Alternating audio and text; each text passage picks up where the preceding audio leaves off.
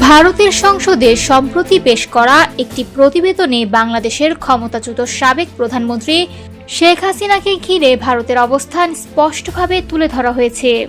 প্রতিবেদনে বলা হয়েছে, শেখ হাসিনার বিষয়ে ভারতের সিদ্ধান্ত সম্পূর্ণভাবে মানবিক দৃষ্টিকোণ থেকে নেওয়া হয়েছে এবং তা দেশটির ঐতিহ্য ও দীর্ঘদিনের মানবিক পরম্পরার সঙ্গে সামঞ্জস্যপূর্ণ।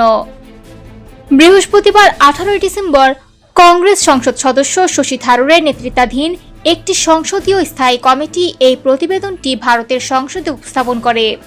প্রতিবেদনে উল্লেখ করা হয়, বাংলাদেশের সাবেক প্রধানমন্ত্রী শেখ হাসিনার ভারতে অবস্থান নিয়ে ভারতের দৃষ্টিভঙ্গি দেশটির মূল্যবোধ, মানবিক নীতি এবং ইতিহাসের আলোকে গড়ে উঠেছে।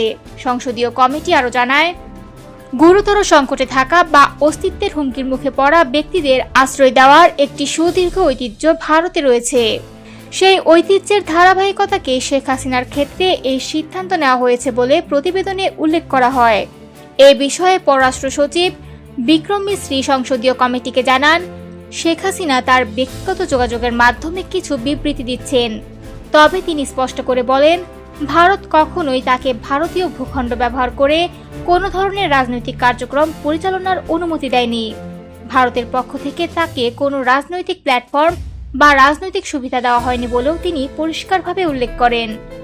প্রতিবেদনটি সংসদে উপস্থাপনের পর বিষয়টি নিয়ে ভারত ও বাংলাদেশের রাজনৈতিক এবং কূটনৈতিক মহলে ব্যাপক আলোচনা শুরু হয়েছে।